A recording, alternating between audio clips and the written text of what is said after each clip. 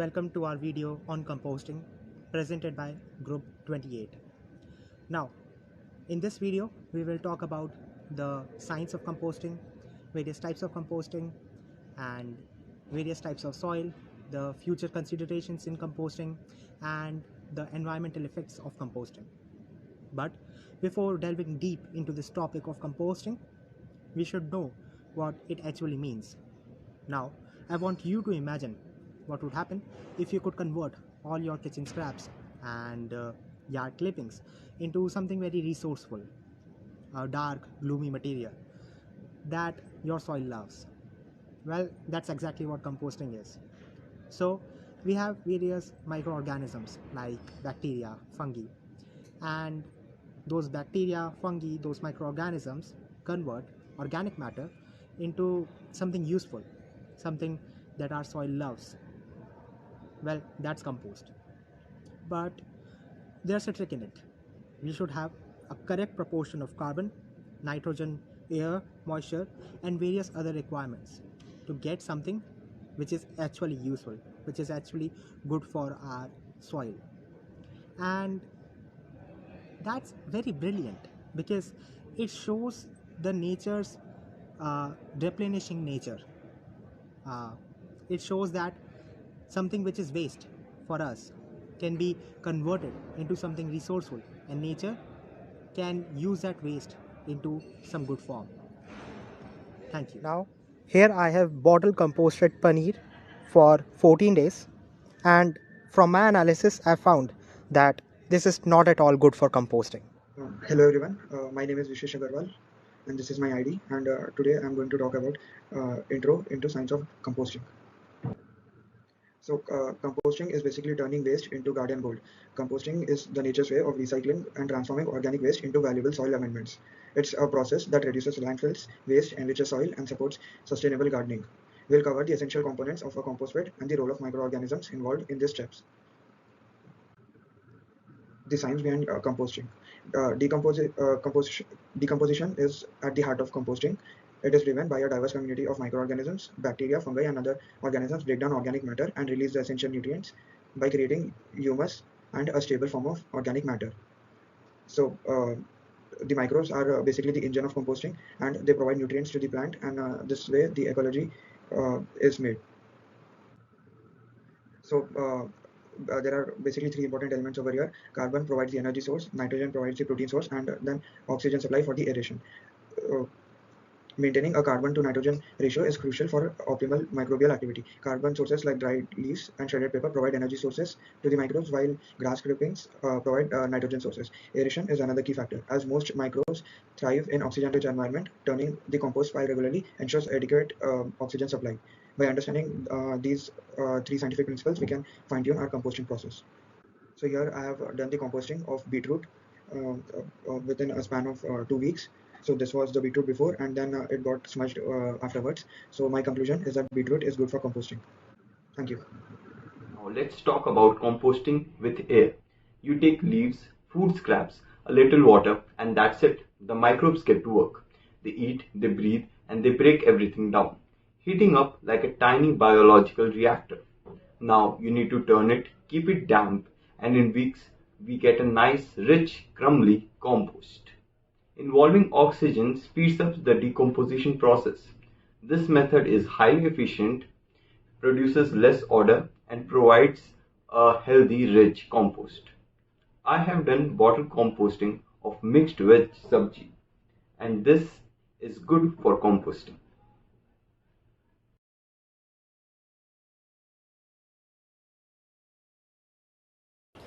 Composting without air, it's a whole different game. Take your scraps, seal them up tight, and let the microbes that don't need oxygen take over.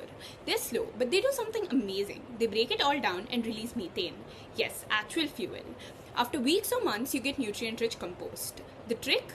Make it airtight. No oxygen means no heat. No turning, just chemistry doing its thing. Nice and slow. I've made bottle compost of brinjal, and it's good for composting. Okay, so let's talk about vermicomposting. Vermicomposting is the process by which worms convert organic matter into compost with the help of air and moisture. They digest the organic matter and excrete out rich compost, which is packed with essential nutrients. Vermicomposting also helps in waste reduction by diverting food scrap from landfills. It improves soil fertility and structure. It also reduces greenhouse gas emissions. So this is the bottle composting that I've done with banana peels, and this is good for composting.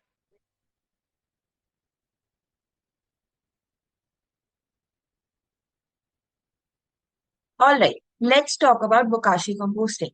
In bokashi composting, instead of floating, fermentation takes place. You toss food scraps, including meat and dairy, into an airtight bin with special microbes. These microbes they pickle out the waste and break it down fastly without creating any smell. After 2 weeks, you bury it in the soil, and all the work is done by the soil. It is one of the quick and efficient methods. I was given noodles for composting, and yes, noodles is good for composting.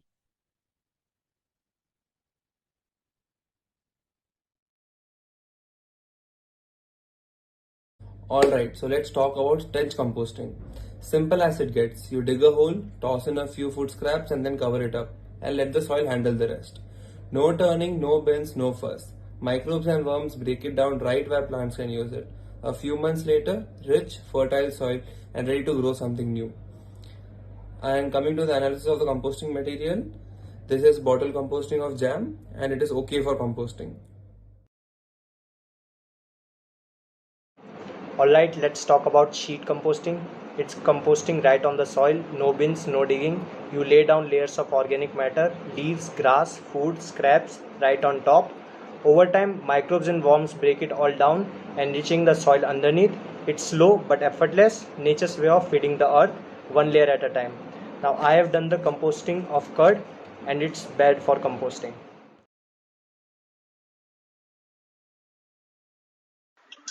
Alright, so electrochemical composition is a cutting-edge solution to organic waste management. Traditional composting takes weeks, but electrochemical methods accelerate decomposition using electric currents to break down organic matter more efficiently. It reduces methane emission, enhances microbial activities, and breaks down organic matter more efficiently. It's eco-friendly, energy efficient, and a game changer for organic waste management. By adapting to this technology, we can revolutionize waste management, minimize landfill burden, and contribute to a greener future. Now, for the bottle composting, this is my bottle compost.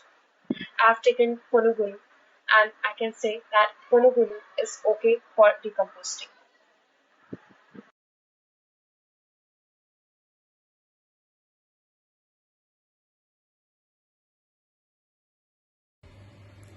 So composting is nature's way of recycling, and at its heart is a simple yet powerful duo of green and brown waste.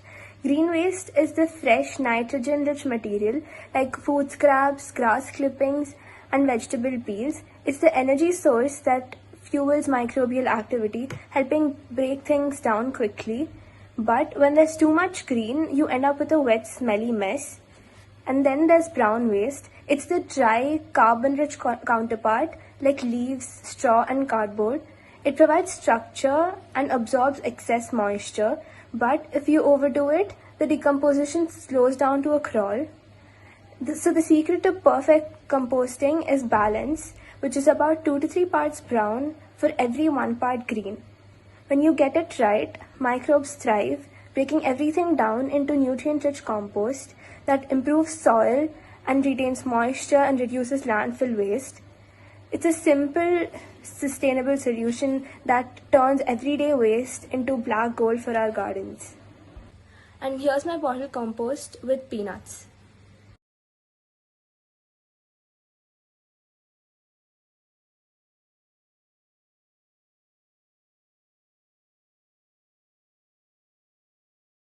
My name is Ashmit and today my topic is non-compostable materials. So non-compostable materials are the substances that do not decompose naturally into organic matter and cannot be broken down by microorganisms under typical conditions.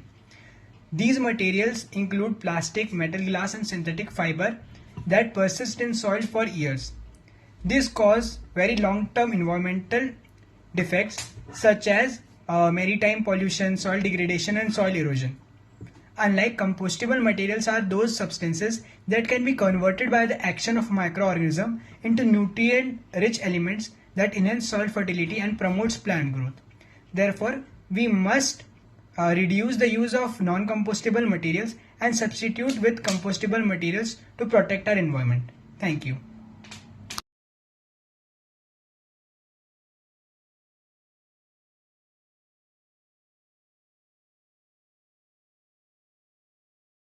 Alright, let's talk about the environmental impacts of composting versus landfilling. When you compost, organic waste breaks down naturally and turns into nutrient-rich soil which helps plants grow.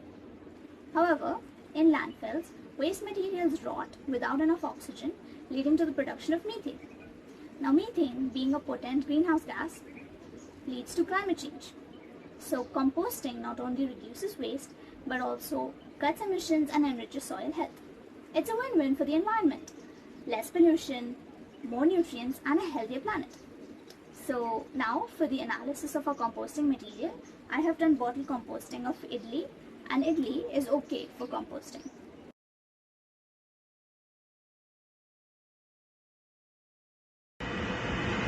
Alright, let's talk about loamy soil.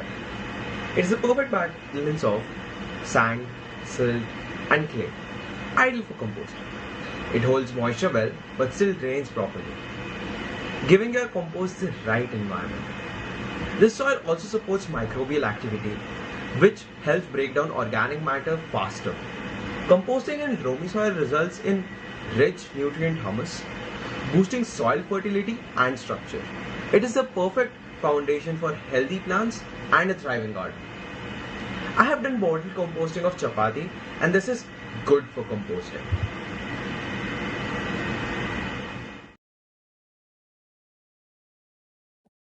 Okay, alright. Let's talk about sandy soil.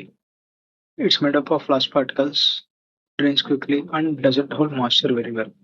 That makes the composting a bit tricky because the soil can dry up very fast, slowing down the composting process.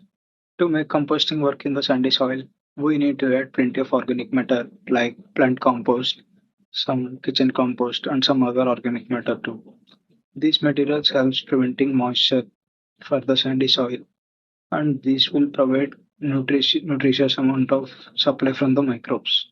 So these are very helpful when we want to make sandy soil moist. And this is not moist as wet soil, but we can also achieve the composting process by using these processes. So we have to maintain perfect attention and we have to care it very properly to achieve this composting process in sandy soil. That's it.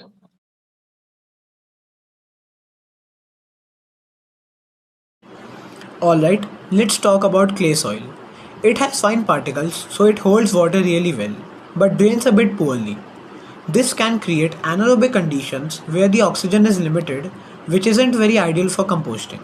To make it work, you need to turn the compost regularly for good aeration. Adding the compost to clay soil actually improves its structure, which helps with the drainage and air circulation, turning it into a very fertile and healthy soil. I have done the composting of carrots and it is good for composting.